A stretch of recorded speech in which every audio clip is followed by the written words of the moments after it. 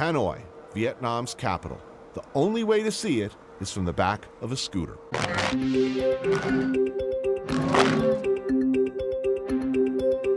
On a motorbike, you're part of the throng, one more tiny element in an organic thing.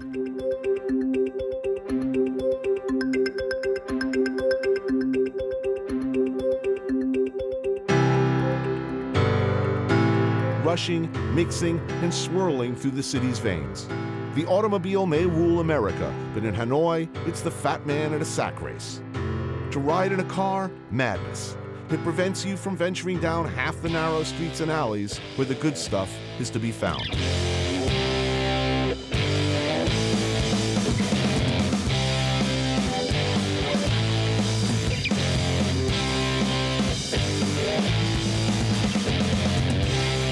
Is anyone here over 30? Riding the streets, it seems not. Statistically, nearly 70% of the population are under 30, and riding around, the percentage seems even higher. Nobody among them remembers the war. Most weren't even alive for it.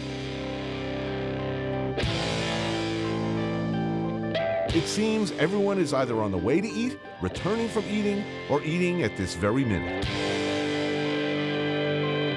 Somehow this all works. We manage to move quickly through space together and apart without flying from our seats or colliding.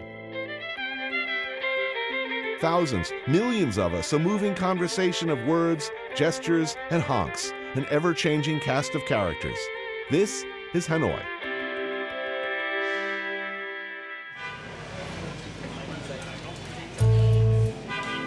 What do you do when you first step foot in a city you love? Go where the good stuff is. Something I can never get enough of. Pho. This magical bowl of broth, noodle, and meat is alone worth the airfare to Vietnam. Pho Bourdain, an unassuming storefront in the heart of the city. A place Lin promises serves the best pho in Hanoi. We're doing the northern style, Hanoi style. Now, as I understand it, it all starts with the stock, right? The broth. Yeah, the broth. So notice the beautiful, clean, clear, 100% beef bone broth. 100%. Noodles gotta be just right. Gotta like it. Not too soft, not too hard.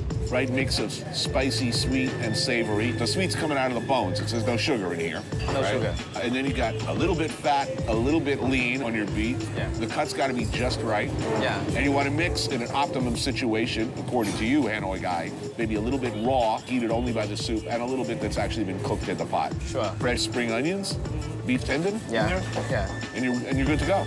Yeah. It's a dish for any time of the day. In this case, breakfast.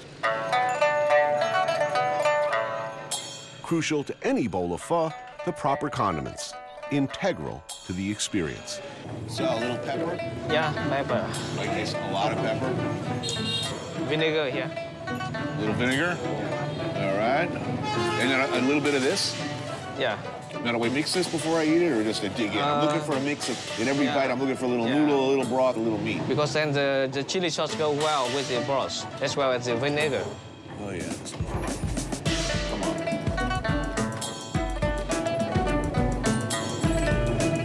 Come on.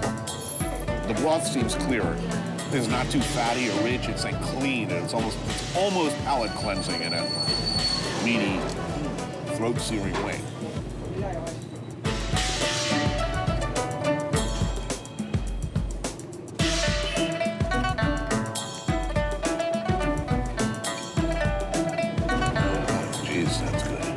That meat is so perfectly cooked and tender. Yeah. And luscious. And the noodles are really nice, too. Yeah. Mm-hmm. Not too big, not too small, just enough. Not too hard, not too soft. They just fall on the spoon just right, don't they, these noodles?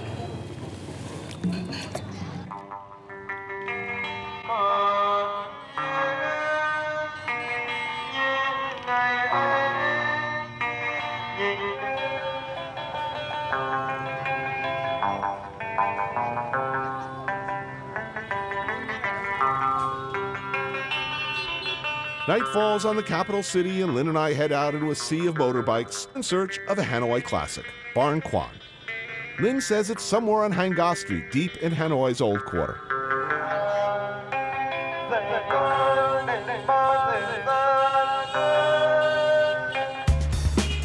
The specialty of the house here is Barn Kwon. Bahn Coun. It's a steamed pancake. A rice crepe with ground pork inside? Yeah. Simple enough. Barn Kwon literally means rolled up dough, essentially a spring roll. The batter is made from rice soaked overnight, then ground, making an opaque white mixture. The more skilled the cook, the thinner the crepe. The gossamer thin rice crepe is filled with finely diced and seasoned pork and mushrooms, steamed, then topped with sprouts, cilantro, served with fried scallions with oil and wok mam. The special thing is this family, they have been making Barn Kwon for 4 generations. Wow. But here it's really soft and it's melt in your mouth. That was fast. Cheers. Chúc sức khỏe. Took some quick. I'm very hungry, Tony. Are you? Good God, you didn't get enough for lunch? So it's really soft, this rice pancake. Yeah, you really you need a light touch. To make the taste special, they also will have the waterbug extract. Water bug extract. Yeah. You'd like to try that? With 1 drop only, you will see the difference. Yeah? Yeah, that's the way the Vietnamese do. It's considered as a delicacy. Give it a go. Strong, huh? Yeah. What do you think? It's quite distinctive. I don't know what it is. It's hauntingly familiar. I think when I used to make freebase or something, it's a very industrial taste to me. It's like airplane glue. Yep. That's why I recognized it. Used only for legitimate purposes, by the way. What was I saying? They also have the waterbug to eat together with this. Oh man, I don't like water bugs. I got to tell you. I see one in my bathtub. I'm not happy.